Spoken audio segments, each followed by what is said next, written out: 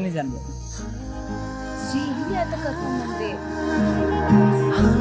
ಜಾನ್ವಿ ಅವರೇ, ನನಗೆ ಗೊತ್ತು, ಜಗತ್ನಲ್ಲಿ ಏನೇ ಆಗಿದ್ರೂ ನಿಮ್ಮ ಮನಸ್ಸನ್ನ ಚೇಂಜ್ ಮಾಡೋಕ್ಕೆ ಸಾಧ್ಯ ಇರೋದು ಒಂದೇ ಒಂದಕ್ಕೆ,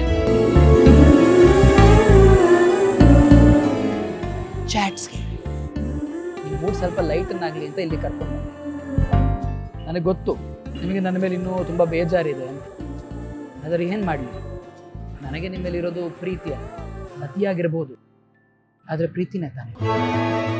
ಅದೇ ಅದಕ್ಕೆ ನಾನು ಯಾವಾಗಲೂ ನೀವು ನನ್ನ ಸಂತೋಷವಾಗಿರ್ಬೇಕು ಅಂತ ಬಯಸೋದು. ನಿಮ್ಗೆ ಜ್ಞಾಪಕ ಇದೆಯಾ, ಮೊದಲನೇ ಸರ್ತಿ ನಾವು ಔಟಿಂಗ್ ಹೋದಾಗ ನಾನು ನಿಮಗೆ ಪಾವ್ ಭಾಜಿ ಕೊಡಿಸಿದ್ದೆ.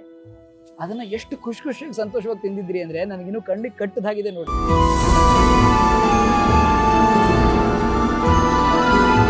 ಅದನ್ನ ಹೇಗೆ ಮರೆಯೋಕ್ಕಾಗುತ್ತೆ? ನನ್ನ ಜೀವನದಲ್ಲಿ ಆಗಿರೋ one of the best moments ಅದು. ನಾನು ಆಸೆ ಪಟ್ಟೆ ಅಂತ ಕ್ಯಾಂಡಲ್ ಲೈಟ್ ಡಿನ್ನರ್ ಅರೇಂಜ್ ಮಾಡಿ ನಂಗಿಷ್ಟ ಅಂತ ಪಾವ್ ಭಾಜಿ ಕೊಡ್ಸಿದ್ರಿ. ದುಡ್ಡು ತರೋದು ಮರ್ತು ಹೋದ್ರಿ ಅಂತ ವಾಚೇ ಕೊಟ್ಟೋರು ನೀವು. ಇವಾಗೇನು ಆ ಸೀನ್ನ ಮತ್ತೆ ರೀಕ್ರಿಯೇಟ್ ಮಾಡಬೇಕು ಅಂತ ಇದ್ದೀರಾ? ರೀಕ್ರಿಯೇಟ್ ಮಾಡಬೇಕು ಅಂತ ನನಗೆ ಮನಸ್ಸಿದ್ರು ಅದನ್ನು ಎಂಜಾಯ್ ಮಾಡೋ ಖುಷಿ ನಿಮಗಿಲ್ಲ. ಡೋಂಟ್ ವರಿ, ಇನ್ನು ಮುಂದೆ ನೀವು ನನ್ನ ಜೊತೆ ಇರೋವರೆಗೂ ಪ್ರತಿ ಕ್ಷಣನೂ ಅಷ್ಟು ಮೆಮೊರೇಬಲ್ ಆಗೇ ಇರುತ್ತೆ. That much I can promise. Anyway, ಈಗೇನು ಆರ್ಡರ್ ಮಾಡಲಿ?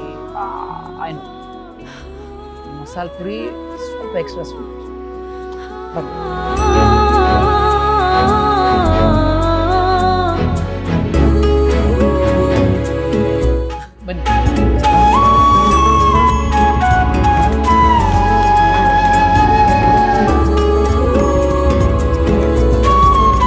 ಒಂದು ಲೈಮ್ ಜ್ಯೂಸ್ ಮಾಡಿಬಿಡಿ, ಬರ್ತೀನಿ.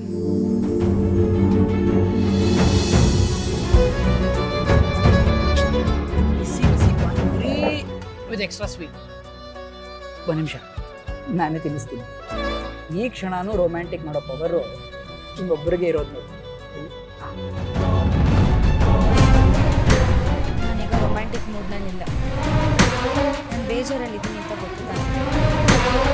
ಅದು ಅಲ್ಲದೆ ದೇವ್ರು ನನಗೆ 2 ಕೈ ಕೊಟ್ಟಿದ್ದಾನೆ. ನಾನೇ ತಿನ್ಕೋತೀನಿ.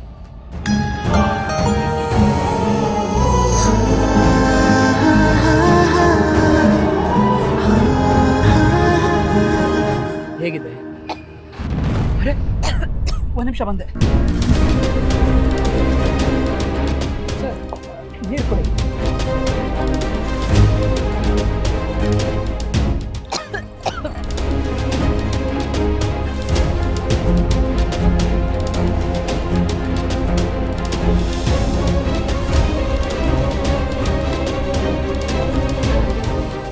ಕಾಳಜಿ ತೋರಿಸೋದಕ್ಕೆ thanks.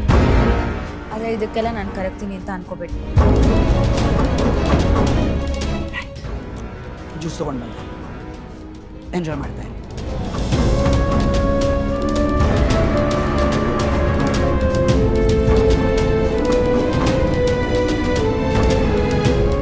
Excuse me, lime juice.